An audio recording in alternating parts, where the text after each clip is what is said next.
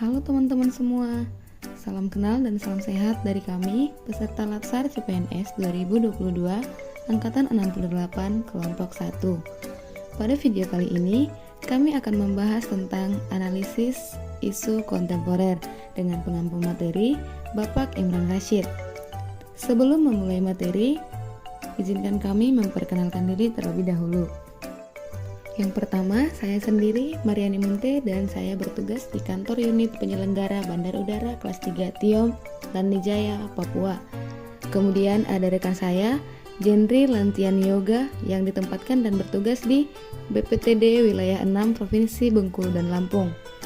Selanjutnya, ada Gusrial Eki Saputra dengan penempatan di kantor unit penyelenggara Bandar Udara kelas 2 Kasiguncu, Poso.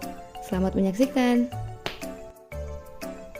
Bagian yang pertama dari analisis isu kontemporer adalah definisi dari isu kontemporer itu sendiri. Isu adalah persoalan yang sedang hangat-hangatnya terjadi, sedangkan kontemporer adalah masa kini.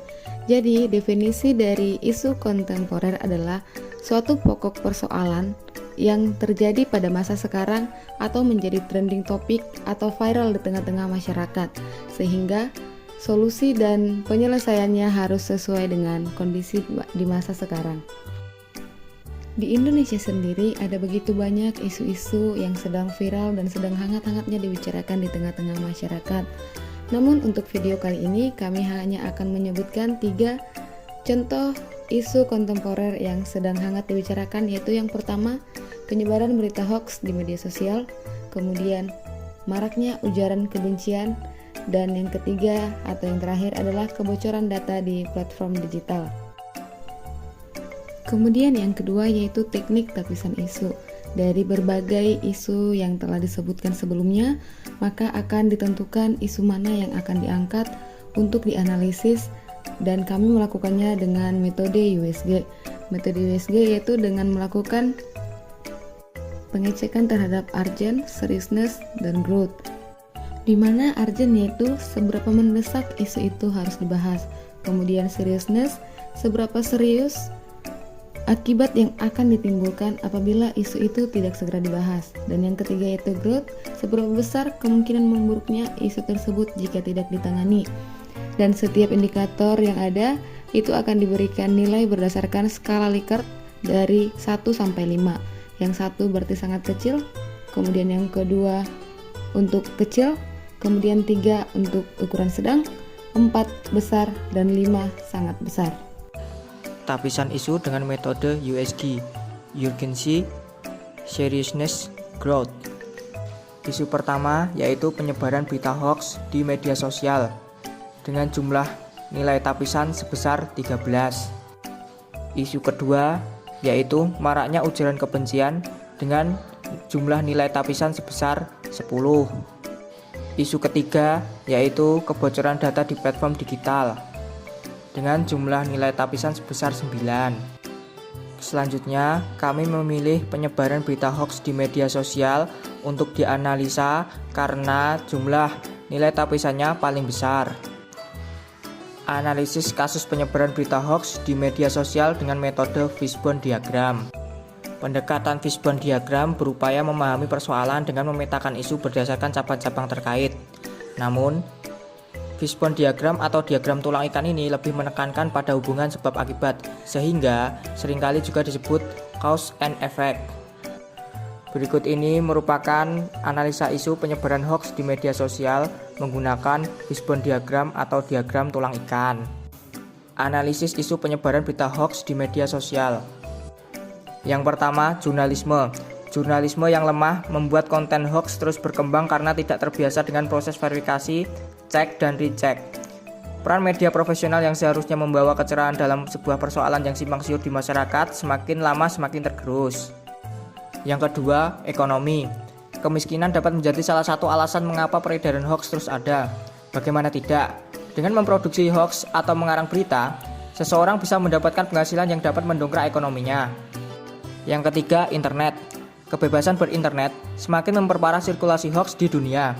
Sama seperti meme, keberadaannya sangat mudah menyebar lewat media sosial. Apalagi biasanya konten hoax memiliki isu yang tengah ramai di masyarakat dan menghebohkan.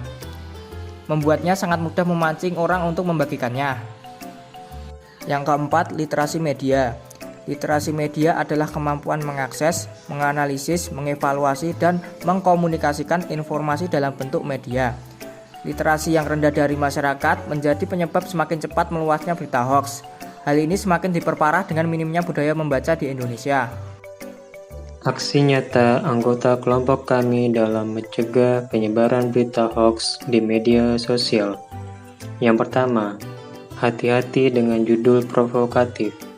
Berita hoax seringkali menggunakan judul sensasional yang provokatif, misalnya dengan langsung menuding jari ke pihak tertentu. Jadi, kami, anggota kelompok, setiap mendapatkan berita selalu untuk menahan diri tidak terpancing dengan judul-judul yang provokatif. Yang kedua, cermati alamat situs.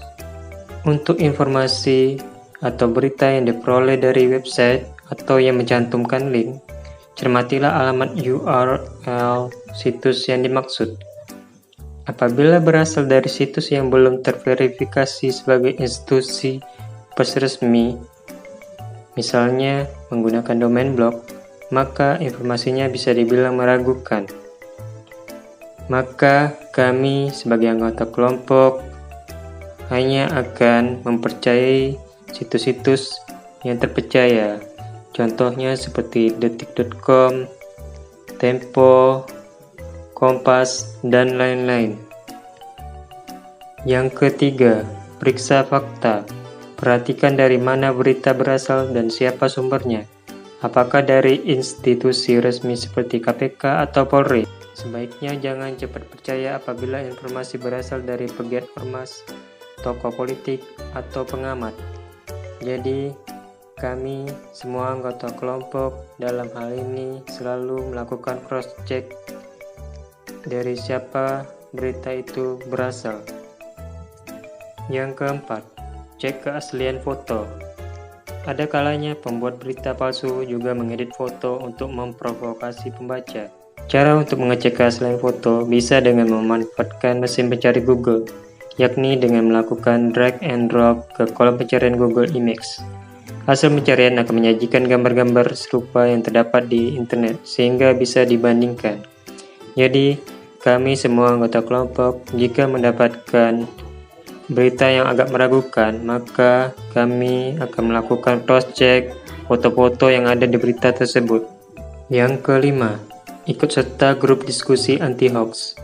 Di Facebook terdapat sejumlah fanpage dan grup diskusi anti-hoax, misalnya forum anti-fitnah, hasud, dan hoax, fanpage dan grup Indonesian Hoax Buster, fanpage Indonesian Hoax, dan grup Skoci.